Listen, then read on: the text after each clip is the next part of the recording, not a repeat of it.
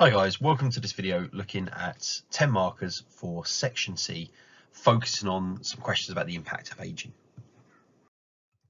Now, before we get into the video, one of the things that would be really great if you could do it, if you haven't done so already, is if you could like and subscribe to the channel or just subscribe to the video. It obviously helps me grow and I'd really appreciate it. So just to come back to the layout of the paper, just as that reminder of why we look at these 10 markers so frequently.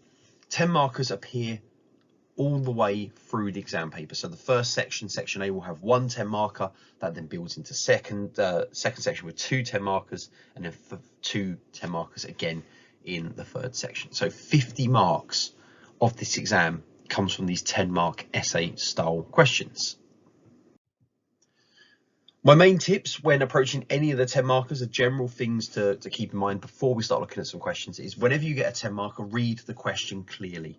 So what is the question asking you to talk about? What does the item tell you? Because there's always little hints and clues and things to consider within that. You have 10 minutes to write a 10 marker, but if you take 1 minute of that time just to come up with a very quick in your head plan, what are you going to talk about? I'm going to mention this, these are good, these are bad, these are the theories. It's better to spend that 1 minute writing a rough plan and then spend the last 9 minutes writing a full essay, rather than jump straight in, write for 2 minutes and then spend another 4 or 5 minutes trying to figure out what you're going to say next, because you've kind of got yourself a little bit lost. So take a minute, make a plan. Whenever you're writing these 10 markers, try to refer back to the question or link to the characters or to the context frequently within your answer to show that you are thinking about the context and the item and the characters. Whenever you can, for every question, try and use a theory or a study to demonstrate a link. Try to be specific in your answers. So when you're talking about the impact or the effect of some issue, particularly when it comes to their health, the individual, try and give some specific examples. So rather than saying, you know, something's unhealthy or it will cause an illness or it will make someone, it will affect them emotionally, try and give very specific, you know, high blood pressure, risk of heart attack, diabetes, it can cause depression or anxiety. So try and give specific health issues and evaluate your answer. And I'm going to talk about the questions and the wording of the question in just a second. And then obviously at the end of these, try and give a clear summary. Again, that comes back to the style of the question and the key word at the very beginning of the question as to what your conclusion will say. So in this section C, there isn't masses of content here. Most of the content comes from sections A and B, and actually some of this material is a repeat of section A. So you have physical aging, which comes up in section A. You've got social factors and the effects of aging, which mainly comes down to the theories of Haverhurst and Henry and Cummings. And then you've got the economic factors and the psychological factors, which also, again, came up a little bit in the earlier sections. So just to recap the kind of the content, the effects. So when it comes to the physical changes of aging, you have got the ones that you looked at in section A. So changes to the skin, hair, the reproductive systems, muscles, joints, spinal disc compression, mobility and dexterity, heat control, immunity to illness. These are all physically change because the body gets older. And again, when you're using these terms, use the correct terminology. Try and use the specific. So skin losing pigment, and hair loss, obviously likelihood of hair loss increasing. Skin loses its elasticity. You can talk about, you know, spinal disc compression as older people reduce in height, so in reduction in height, often around 5 centimeters, because of spinal disc compression. The joints mobility is reduced because of other factors like osteoporosis, osteoarthritis. Cardiovascular disease is often more common in later adulthood as well. It is a lifestyle factor. So, you know, if you smoke, you drink, you eat unhealthily, you might have cardiovascular heart disease in your younger years. However, once you hit later adulthood, these become more common. So high blood pressure, clogged arteries, heart attacks, anginas. You've got degeneration in the nervous tissue. So your senses and your nervous system, that becomes weaker. So the nerves, the spinal cord, the brain, the messages don't move as quickly along those networks, and so your senses become a little bit dull, a little bit slower. As the brain ages, its function will decline. So short-term memory, your ability to learn new content might become more difficult. And again, that's where cognitive and intellectual abilities are affected. Reaction times may be slower, and you might get conditions like strokes and dementia. Now, lifestyle will affect this.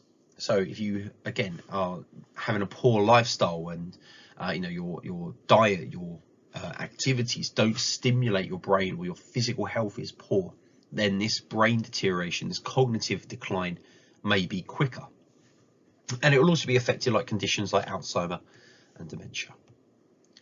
I mentioned these earlier, osteoarthritis and osteoporosis. These are really serious conditions that affect mobility, predominantly in later adulthood. So osteoarthritis is just degeneration and damage of the joints. So that's what the little image on the screen is. It's a image of how knee replacement is conducted. But the main point of that is that the bone tissue or the tissue between the joints, the cartilage, kind of wears down.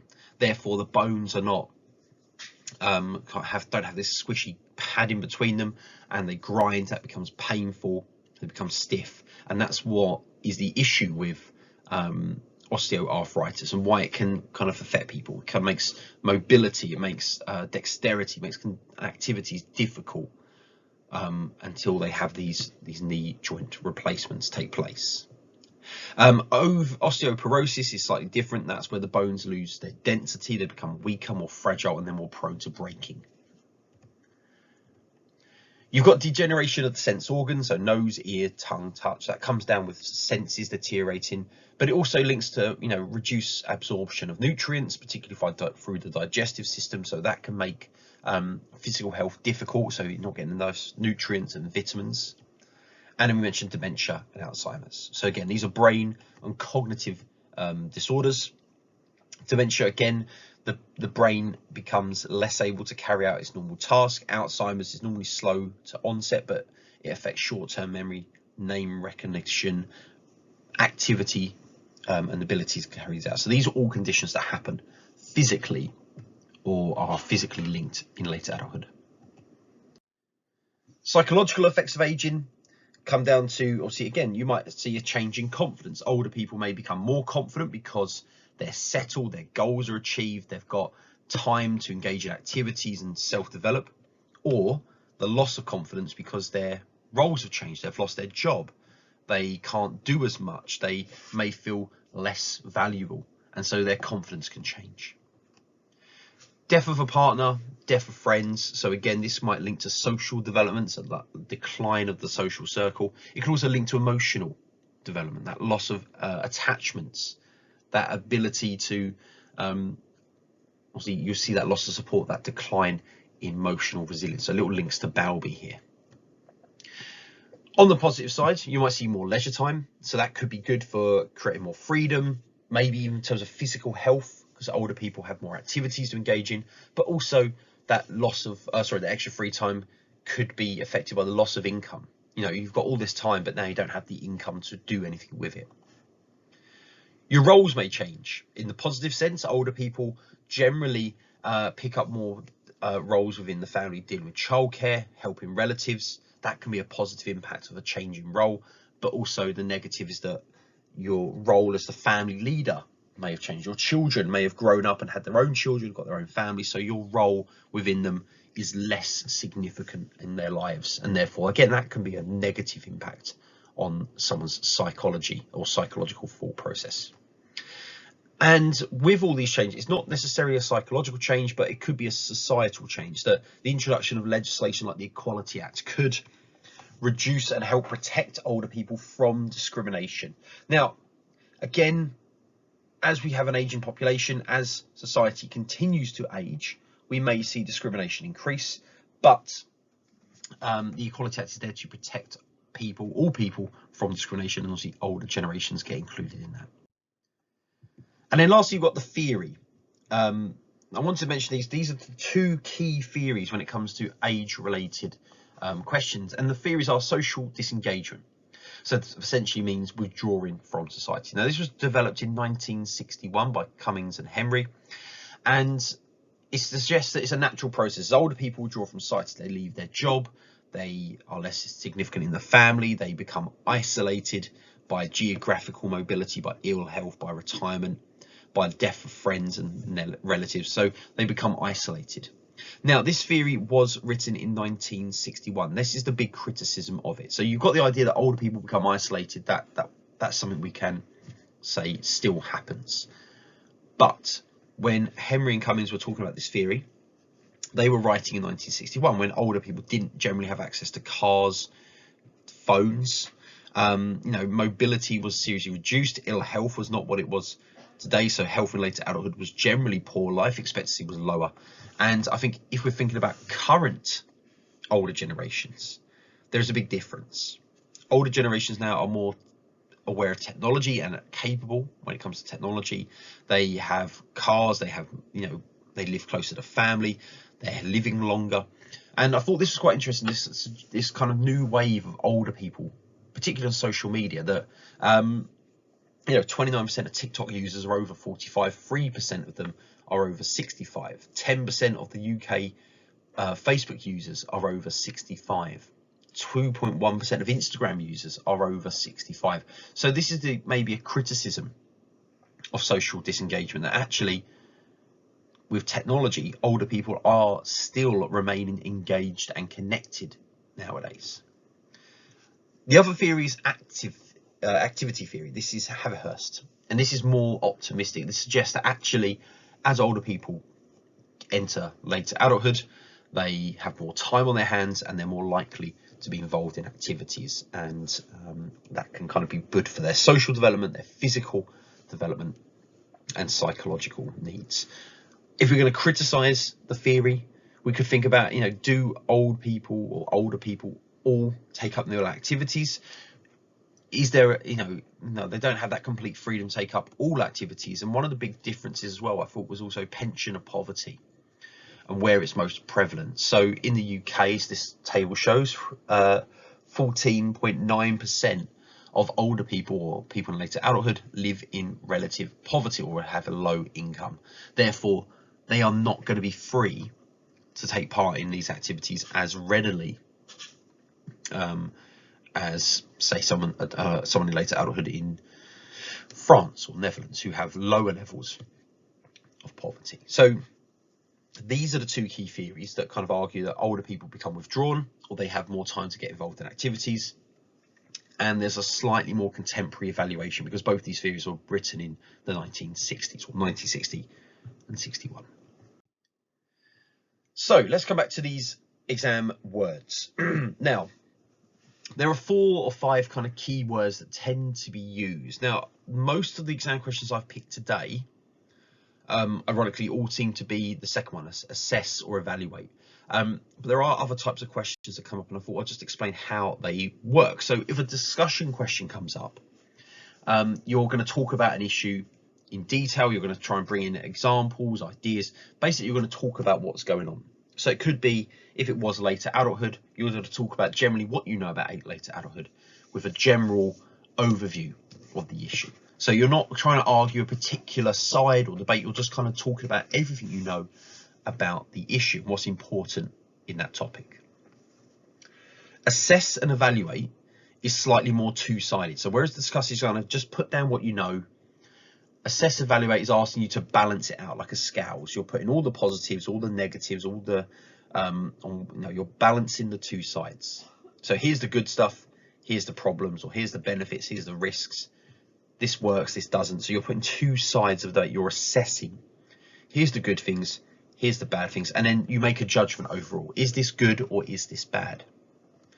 Justify is very much the same style as an evaluate. So you're putting both sides of the debate, but you're going to put greater emphasis on whatever the question's asking you to do. So it says justify, give reasons to support your answer. So you're going to make a point, and then you're going to support it with as much evidence as you can. So it's kind of, you're putting two sides of a debate, but you're going to put greater emphasis on the side of the debate that relates to your question.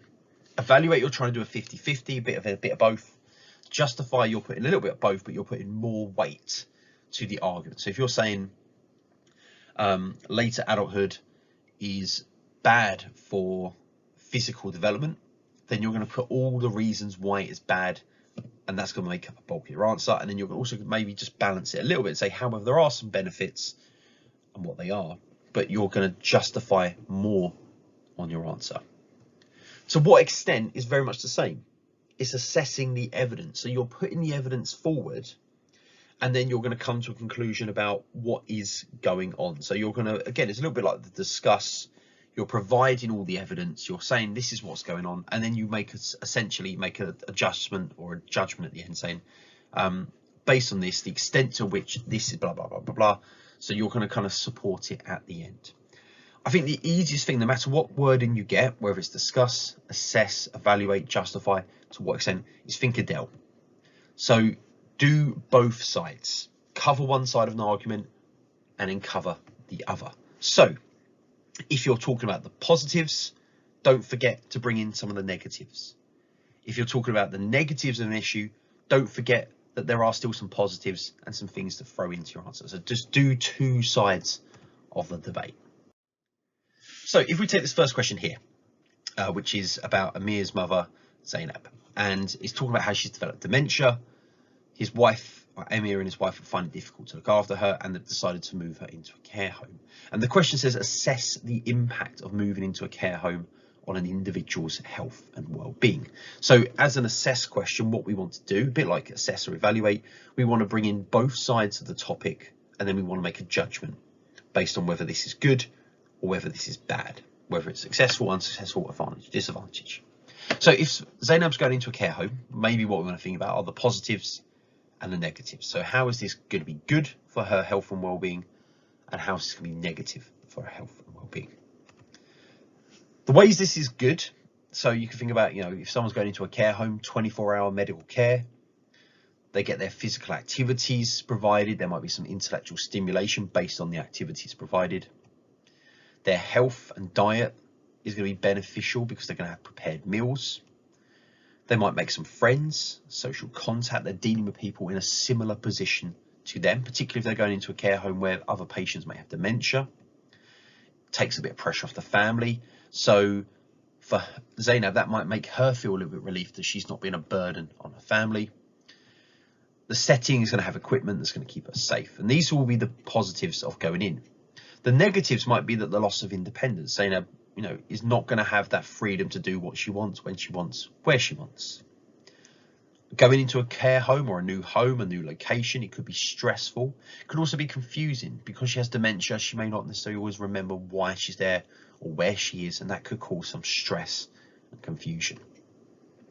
She may become isolated and depressed. So although she's in a setting with lots of people, they're not her friends, they're not her family. She's separated from her family who she's been living with for some time. That could cause her to feel isolated and depressed. She may feel useless or a burden because people are having to look after her. She can't look after herself. And what we also need to remember with this is pies. We can't forget our pies when we're talking about these positive or negative effects. So the physical and positive and negative pies we can link in. Mostly it's about physical development. We can talk about social development. I've tried to throw in a little bit of theory. So, talk about the activities, a little bit of Haverhurst and activity theory. Social development, making friends, a bit of Bowlby. That also then links into attachments and development.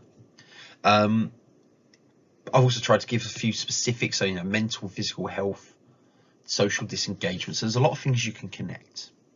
Now, for this question in particular, the mark scheme was quite vague. So this is the mark scheme here. And you can see it just says that balanced answers are required for high band. So this is where we said about bringing in both sides. It says talk about pies and relevant theories. So essentially, as you talk through, if you mention your pies, physical, intellectual, emotional, social development, you give some examples, you try and throw a little bit of theory in. And the theories we've got are Haverhurst and activity, Henry and Cummings for social disengagement. You could even pull a little bit of Bowlby in if you really wanted to. So if you do both sides, do your pies, put in a bit of theory, that's the main thing with these questions. Now I want to show you this example. Now, this is a student written example. The student answer was originally a 7 out of 10. And that's what I've got here. I've basically made a few little tweaks to it to turn it into a 10 mark. And the main things I did was I made reference to the character a little bit more. The student's answer kind of just talked about the generic pros and cons of a care home. Talked about Zainab once. So it didn't really talk about the characters too much. So I've made that addition. I've added in, I've added in reference to the character. I've tried to put in a little bit more about the physical health, so how her health is affected, and I tried to throw in a bit of theory, because that's one of the things the original answer lacked, was any link to theory. And I'm looking at this and I'm hoping I have put a link to theory in here somewhere as well. So let's take a look at the answer. So the general play, define the issue. So first sentence, just to kind of say what's going on: care homes are residential settings used for those in later adulthood who have health conditions or need assistance with daily tasks. That's the first thing. So just what is a care home? And then the first paragraph is kind of all about the negative impacts. So you could do positive first. I've gone with negative first, and this student had done negative first. That's why I've done it here. So it talks about moving into a care home. Zainab can feel that she is a burden on Amir and his wife. She may think negatively about herself, lowering her self-esteem, self-concept. Living in a care home can affect Zainab emotionally. She feels isolated and she could become depressed. Zainab is also in an unfamiliar environment due to dementia, so could become confused, distressed because of the change in situation. Zainab will have left a home with a family where she has freedom to move about and do what she wants, e.g. cook, stay up late, go out. However, in a care home, her activities will be limited by the staff and facilities at the home. This may be frustrating and upsetting as she's lost her freedom. So that's the first paragraph. We've kind of got what is the downside of Zainab going into a care home.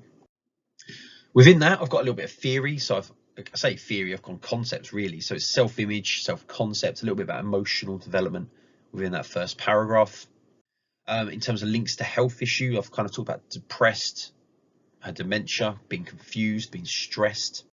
And there are lots of references to the character, particularly Zainab, Amir, obviously, and his wife, who I've not highlighted there. So in this paragraph, I could have actually done even better by actually putting a specific theory. And I realise I've not really put a theory into this answer, unless I've done it in the second paragraph. In the second paragraph, we've gone with the positives. So despite the problems, moving to a care home will be good for Zainab and her physical health because she'll receive 24-hour medical care by trained professionals. Her daily needs will be met.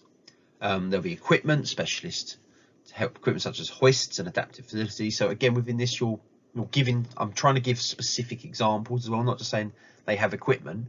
I'm trying to give specifics like the hoist or adaptive facilities to help as dementia deteriorates. Socially, Zainab will benefit from the setting as there's others in a similar age and condition, and her social development will increase.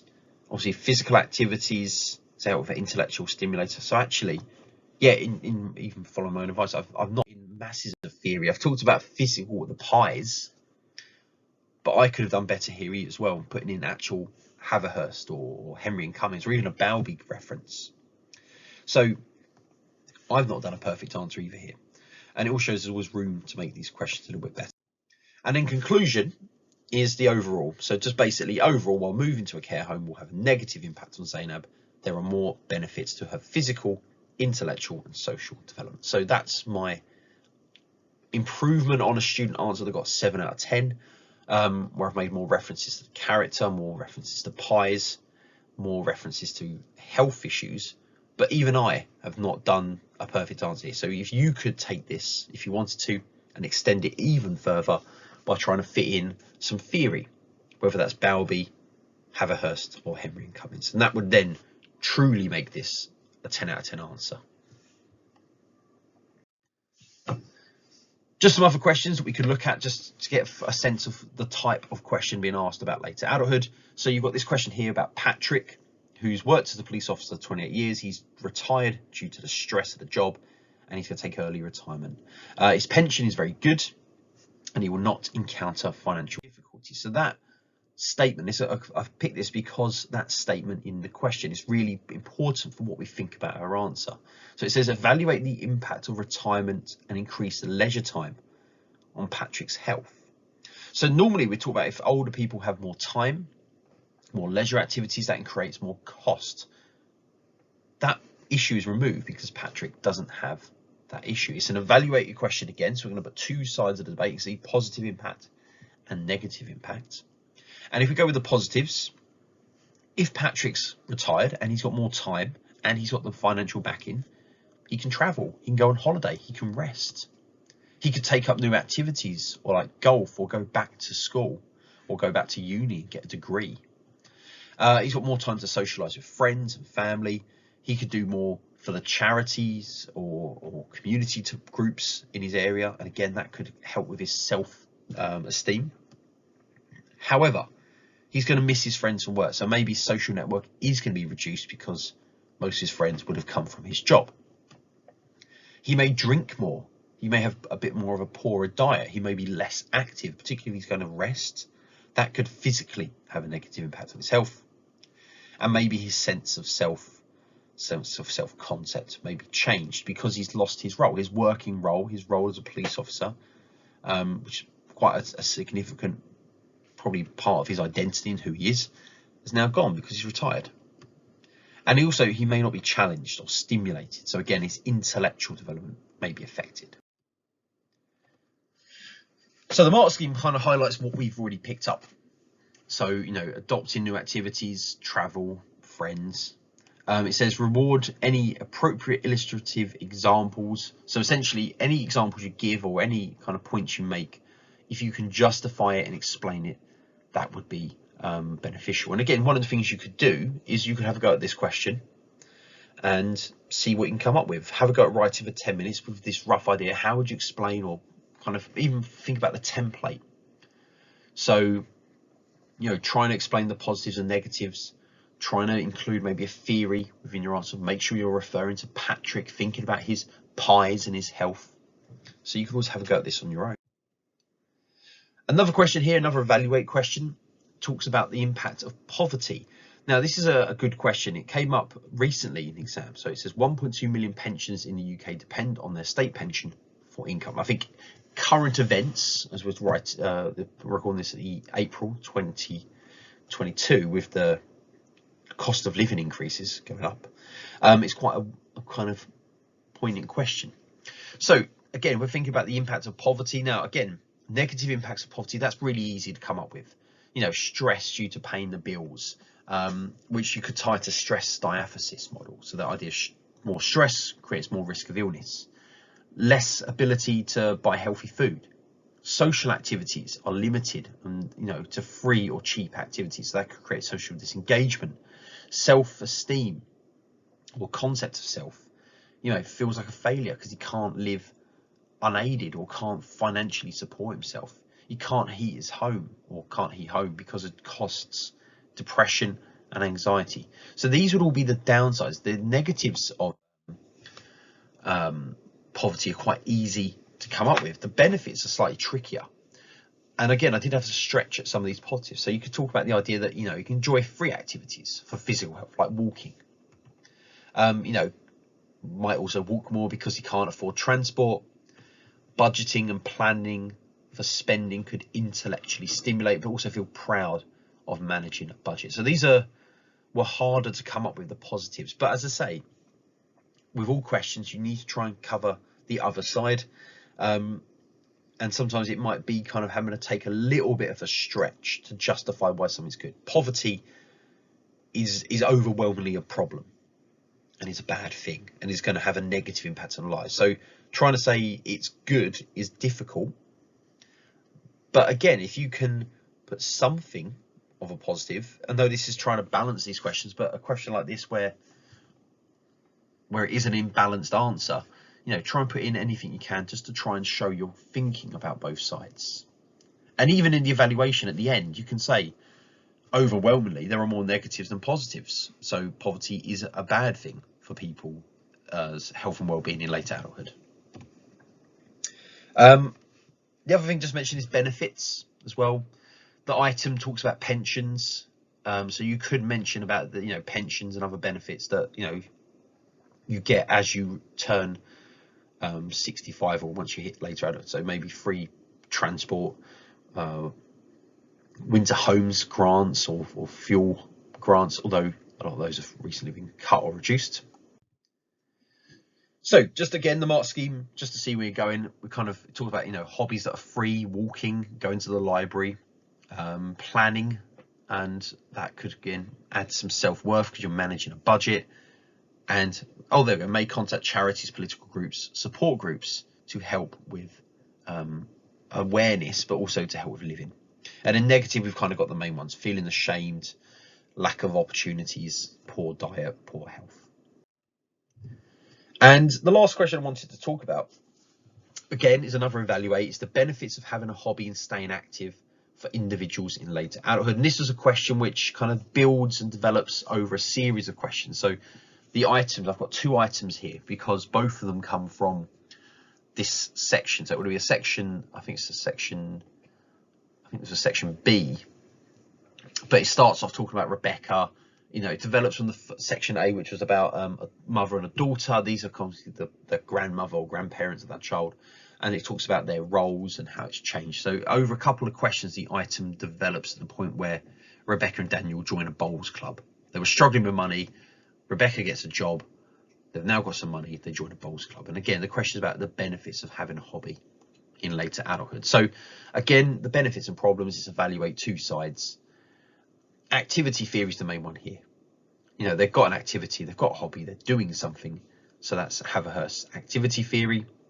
Social development will increase, intellectual stimulation, physical activity from being healthy, emotional development, so their self-image, attachment and friends, Bowlby resilience.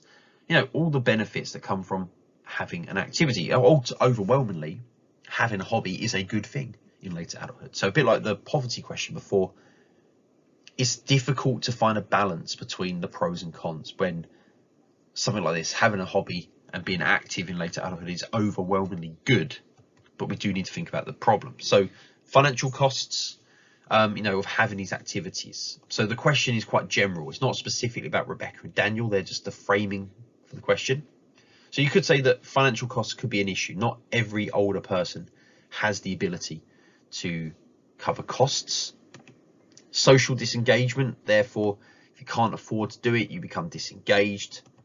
And again, a little bit of a stretch here, but physical activities could cause fatigue, risk injury, and obviously you take longer to recover once you hit later adulthood. So trying to cover both sides is the best you could kind of, you might overwhelmingly have more for one argument, but you've tried to cover both.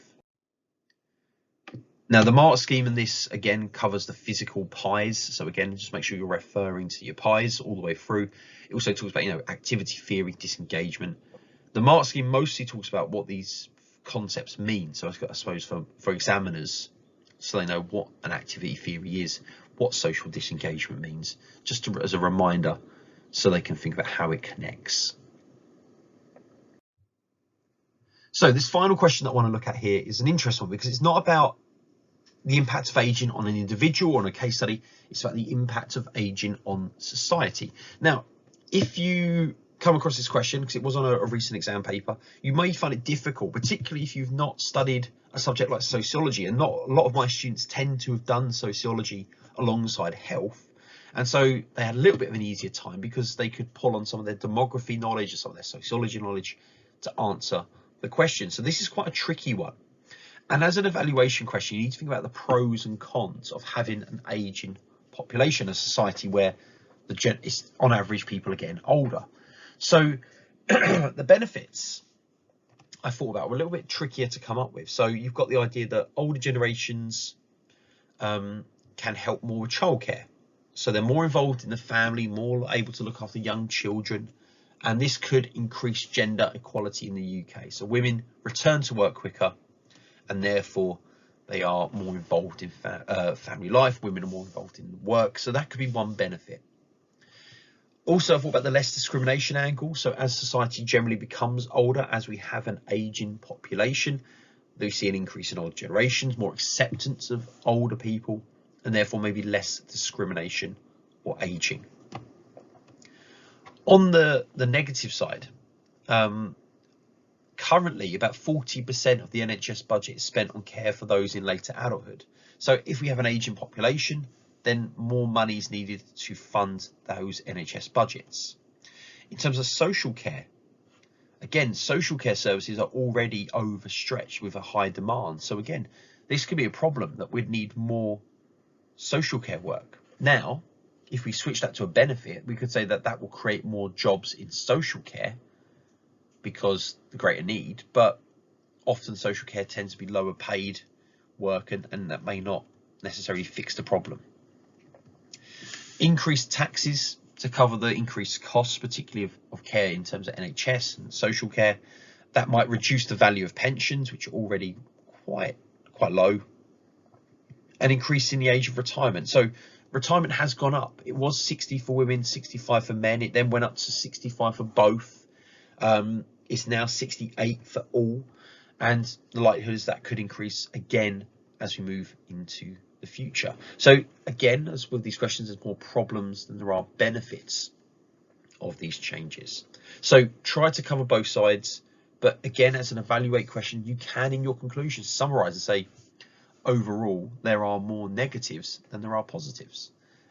So a selection of questions there for you to have a look at, which hopefully kind of give you a bit of an idea. And just come back to the mark scheme of this question. It's just, again, the mark scheme didn't have masses on there. So financial costs, people living longer. So actually, we've probably got slightly more ideas on our negative side than positive. But as I say, I know this is a slightly longer video, but hopefully a couple of questions there that you could take a question, have a go at them, practice them as part of your prep for your exam. As always, thanks for watching. Hope this has been of use and hope to see you again soon.